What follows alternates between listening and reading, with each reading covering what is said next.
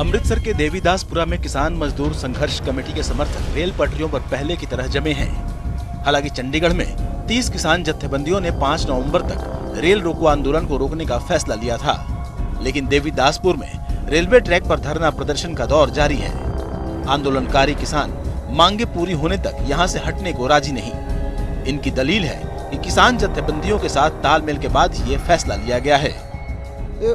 पूरियां ਜਿਹੜੀਆਂ ਜਥੇਬੰਦੀਆਂ ਤਾਲਮੇਲ ਬਣਾ ਕੇ ਹੀ ਸਟਰਗਲ ਕਰ ਰਹੀਆਂ ਵਾ ਤੇ ਜਿਵੇਂ ਦੂਸਰੀ ਜਥੇਬੰਦੀਆਂ ਨੇ ਫੈਸਲਾ ਇਹ ਕੀਤਾ ਕਿ ਮਾਲ ਗੱਡੀਆਂ ਨੂੰ ਜਿਹੜਾ ਆਉਣ ਜਾਣ ਵਾਸਤੇ ਜਿਹੜਾ ਰਸਤਾ ਦਿੱਤਾ ਜਾਊਗਾ ਤੇ ਆਪਣੇ ਕਿਸਾਨ ਮਜ਼ਦੂਰ ਸੰਘਰਸ਼ ਕਮੇਟੀ ਦਾ ਇਹ ਜਿਹੜਾ ਵਾ ਕੰਟੀਨਿਊਟੀ ਜਿਹੜਾ ਇਹ ਚੱਲੂਗਾ ਰੇਲ ਰੋਕੋ ਅੰਦੋਲਨ ਇਹਦੇ ਵਿੱਚ ਕੋਈ ਫਰਕ ਨਹੀਂਗਾ ਕਿਉਂਕਿ ਸਾਡੇ ਕੋਲ ਇਸ ਟਰੈਕ ਤੋਂ ਬਿਆਸ ਤੋਂ ਜਿਹੜਾ ਵਾ ਵਾਇਆ ਖਡੂਰ ਸਾਹਿਬ ਗੋਂਦਵਾਲ ਸਾਹਿਬ ਅੰਮ੍ਰਿਤਸਰ ਜਾਣ ਵਾਸਤੇ ਜਿਹੜਾ ਮਤਲਬ ਕਿ ਆਪਣੇ ਕੋਲ ਟਰੈਕ ਜਿਹੜਾ ਮੌਜੂਦ ਆ ਉੱਥੋਂ ਦੀ ਉਧਰਲਾ ਰਸਤਾ ਜਿਹੜਾ ट्रैक ਵਰਤਿਆ जा सकता।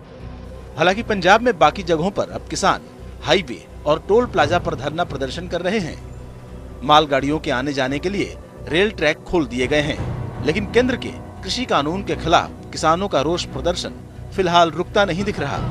किसान रेल ट्रैक से हट गए हैं, लेकिन रेलवे की दुश्वारियां कम नहीं हुई। किसान आंदोलन की वजह से रेल मंत्रालय ने शताब्दी, जनशताब्दी समेत कई एक्सप्रेस ट्रेनों की पंजाब और जम्मू कश्मीर में आवागमन पर नो एंट्री लगा दी है। ज्यादातर ट्रेनों को 5 नवंबर तक रद्द कर दिया गया है। केंद्र के कृषि कानून का साइड इफेक्ट अमृतसर हाईवे पर दिख रहा है। यहाँ आजाद किसान संघर्ष कमेटी के बैनर तले किसानों ने पंजाब में आते धान से भरे ट्रकों को रोक दिया। दरअसल यूपी में सस्ती कीमत पर धान खरीदकर उसे ज्यादा एमएसपी पर पंजाब में बेचा जा रहा है। इसके कारण पंजाब के किसानों की धान की बिक्री नहीं हो पा रही है, साथ ही उनको अपनी धान की सही कीमत भी नहीं मिल रही। ट्रक किसानों की जो लूट हो रही है, किसानों की यूपी से ट्रक लेकर आ रहे हैं, तो जहां दान की प्रॉब्लम, जहां पर थोड़ी दान तो बहुत ज्यादा जहां पर अवेलेबिलिटी है, तो यूपी पे लाकर जहां पर बेचना सरासर किसानों के धोखा है। पंजाब के किसानों को जब प्रोसेसिंग यूनिट जहां पर मिल वगैरह जहां पर है पंजाब में है, तो उधर से ले आकर जहां पर आप बेचोगे तो खरीद कर लाओगे तो किसानों को तो भाव नहीं मिलेगा। किसानों को तो भाव देखो 800 रुपए से लेकर 1000 रुपए 1100 रुपए तक दान की खरीद वहां से करते हैं। 150 रुपए इसमें किराया पड़ता है। तो जहां पर आन के जे बेचते हैं 1888 रुपये में एमएसपी पे, तो सीधी लूट है। 500-600 रुपया एक क्वांटल पे लूट कर रहे हैं। नए कृषि कानून के मुताबिक अब कोई भी किसान कहीं भी अनाज को बेच सकता है, इसलिए कानूनन यूपी के किसानों को पंजाब में धान बेचने से नहीं रोका जा सकता। लेकिन दिलचस्प है कि ये काम यूपी के किसान नहीं कर रहे, बल्कि वहाँ के बड़े व्यापारी और नेता इस गोरख धंधे में पंजाब के नेताओं और प्रशासन की मिलीभगत से पिछले कई वर्षों से लगे हैं। देखो भाड़े पे तो लेकर आए हैं, आगे से जो रोके हैं पिछले 10 साल से जो धंधा चल रहा है।